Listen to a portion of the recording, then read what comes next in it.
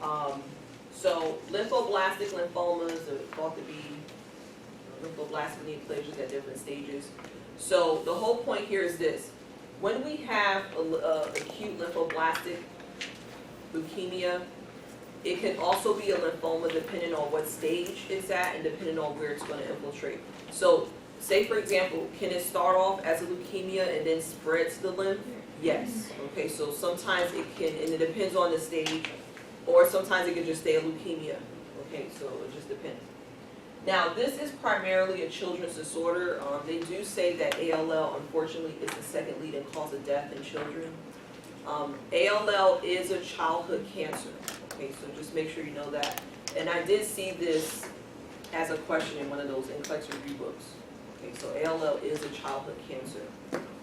What do you think is the first leading cause of death in children? Accident. Very good. Accident is trauma. Trauma is the first leading cause of death. So the peak incidence here is between the ages of 3 to 7, so this hits at a very, very young age. Okay.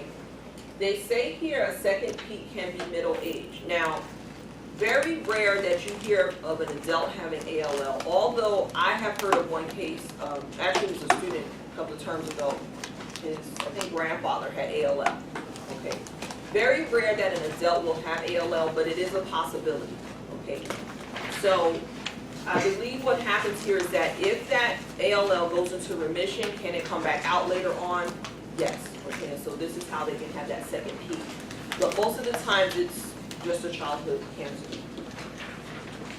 So this is the issue with ALL, or childhood cancers. The signs and symptoms look like normal day-to-day childhood things that they go through. The symptoms are abrupt, so they do come on pretty fast. Bone pain. Well, it might be difficult for a 3-year-old to really describe the bone pain to you. Bruising. Do kids have bruising? Yes. They're running, they're playing, they're jumping. Yes, they bruise. Fever, infections. Well, we know that always happens with children. They always have something. They go to daycare, they go to school, they're touching this one, putting things in their mouth and whatever's going on. So they are definitely more vulnerable to infections, also too because of the immune system. So that's kind of hard to distinguish. God bless you. Thank you. Children refusing to walk. Now we know what 3-year-old wants to be picked up. They all do. Okay. So not to make the parents nervous, because usually people run home and check their kids.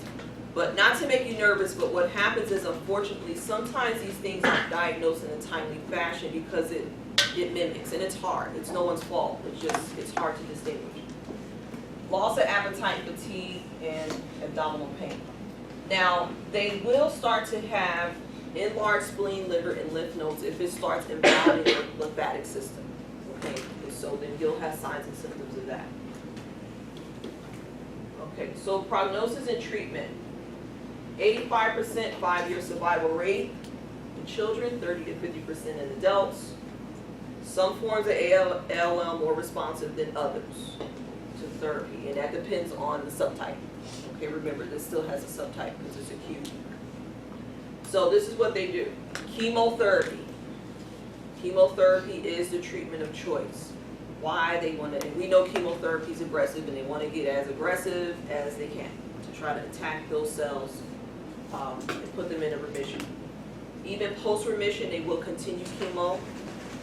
Okay, and sometimes with or without the stem cell transplant. It just depends on what's going on.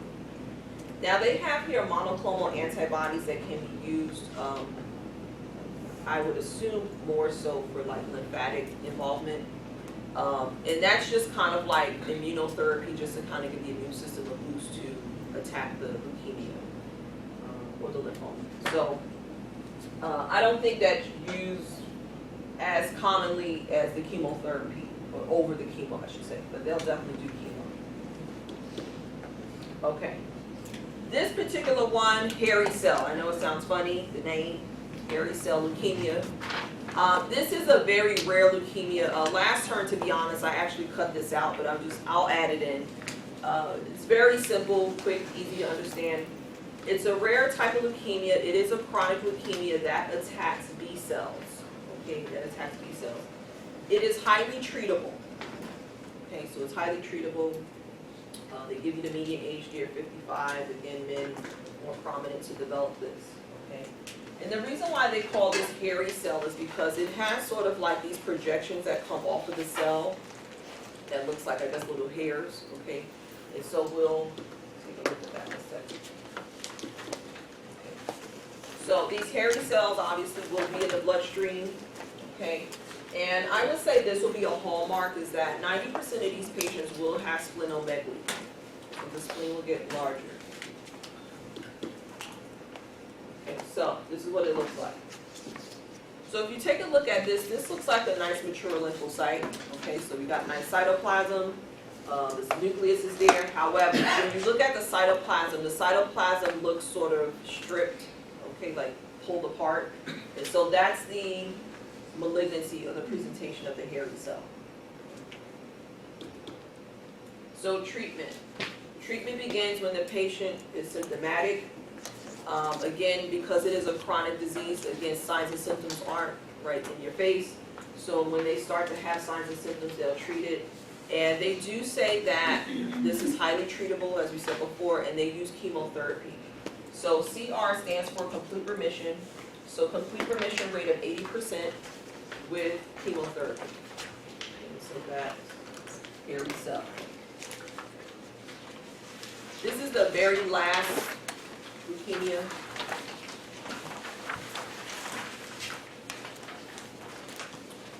And I have to say this too because the nomenclature, someone brought this to my attention yesterday and I forgot.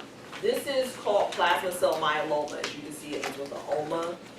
It is one of those other ones that is another exception to the rule. There are a number, I shouldn't say a whole lot, but there are some cancers that do have an exception to the rule of the nomenclature that we went over.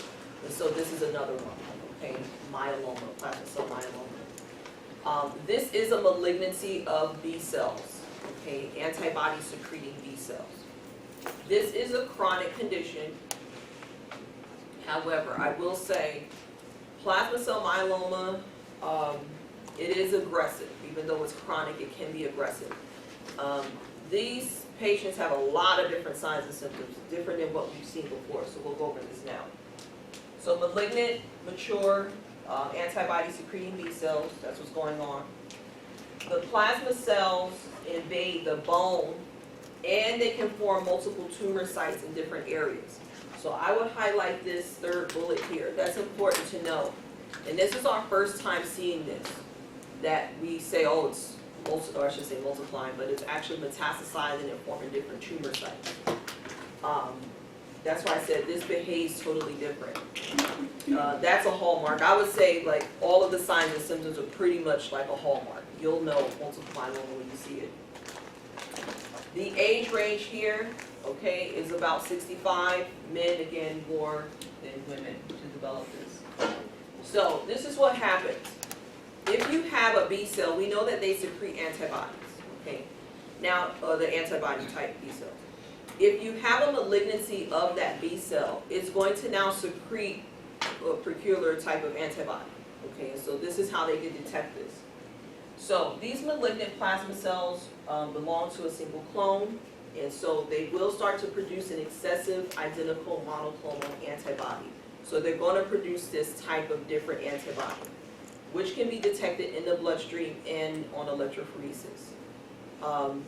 You guys went over electrophoresis in micro? Maybe, yes? No? Some people say yes, some people say no. Okay. So electrophoresis is just a process, and usually, well, I remember when we did this in biology, we had an old electrophoresis machine with the protein, the nutrient solution, and so the papers, I don't know, that's like old school. I'm quite sure they have different ways of doing it now. But long story short, we used to do it with plant tissue. So basically you put the sample on the paper, the specialized paper, dip it into the solution, and it's able to pull out the constituents of what's in that sample. And so that type of electrophoresis, it can pull out looking at the antibody and the type of antibody that's there. So what they'll find, and I want to say the new machines come with a graph, maybe, so a type of printout. you will see the actual spike, okay, of antibodies that's in that particular solution. Another thing too, the proteins that make that antibody is what we call Binge-Jones protein. So if you highlight that, I guess that's another hallmark. Binge-Jones protein. And that's the one that produces this type of antibody that they're accumulating. And this antibody can accumulate, or excuse me, this protein can accumulate in the blood and the urine. So they can look at it in the urine sample. This helps confirm the diagnosis. And another key thing here, these patients can have, unfortunately, kidney damage. So just imagine the body's making a new protein that it normally doesn't make. That protein most likely is quite large, okay? Now it's trying to get filtered through the kidney. Can it damage the nephron? Yes. And so these patients will definitely lead into possible kidney, even kidney disease, they say. Now, another thing, this cancer can attack the bone, okay? And it can attack the bone and break down the bone. And so when it breaks down the bone, these patients have bone, I should say weakness of the bone, leading them into more pathological fractures, to have pathological fractures. Pathological fractures happen when there's a weakening of the bone. In any just normal movement, say if I just walk and sit down in a chair, that movement alone could cause a fracture in the spine, okay, just because the bone is that weak.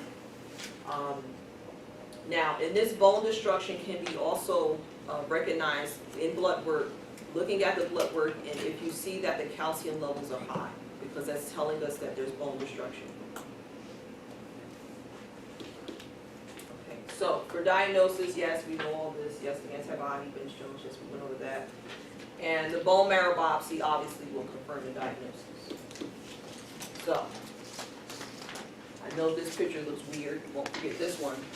So, this one looks different, number one, because the staining is different. The staining is more of a deep purple, bluish color, and we're also kind of in a different area. And so as you can see here, this is this yellow stuff is actually plasma in the background.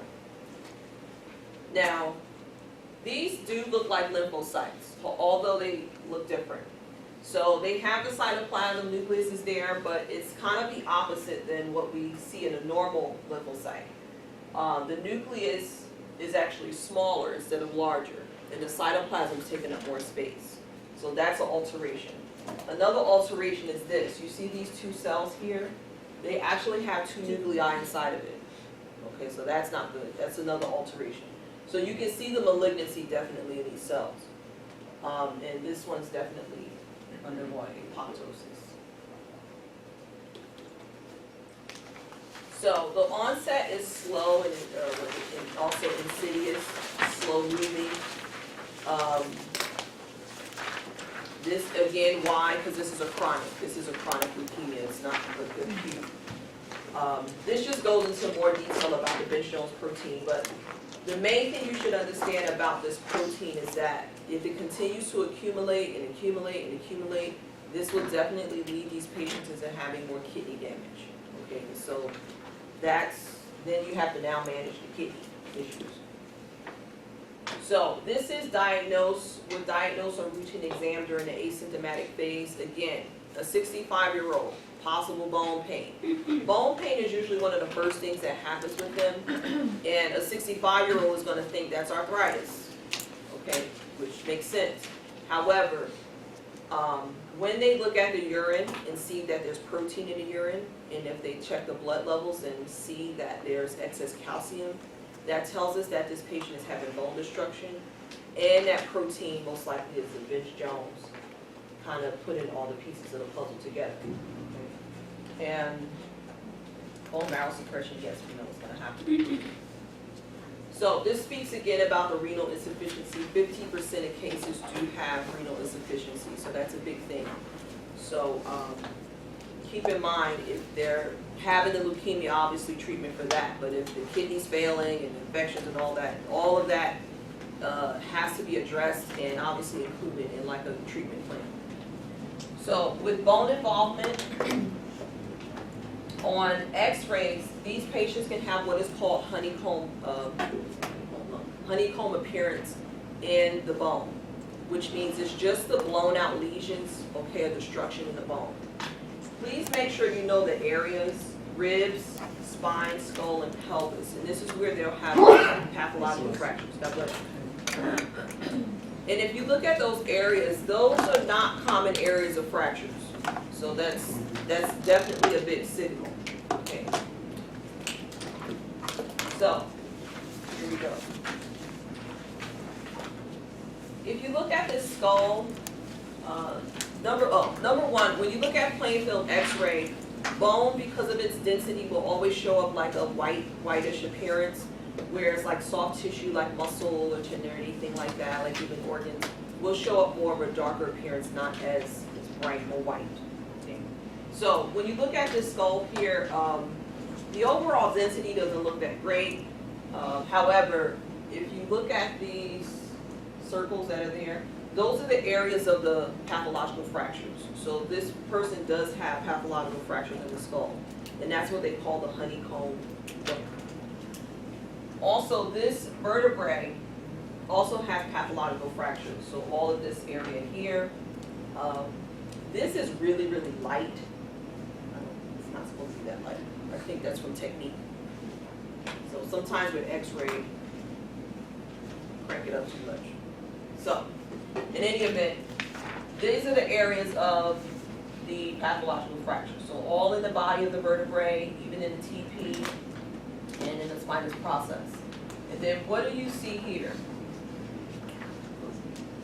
That is a growth or possible tumor. Keep in mind that we said earlier, multiple myeloma, it does have multiple tumor sites, and it can kind of move about and attack the bone and form extra little tumors. Okay. Okay, so for treatment, they don't have a good chemotherapy regimen as of yet, and this is old, so maybe they have it now. However, they do give these patients chemotherapy as well as a bone marrow transplant. Okay, so the allogenic type, where they have a donor, is the most commonly used form. However, they really prefer that patients have an autologous type, where they have their own cells reintroduced.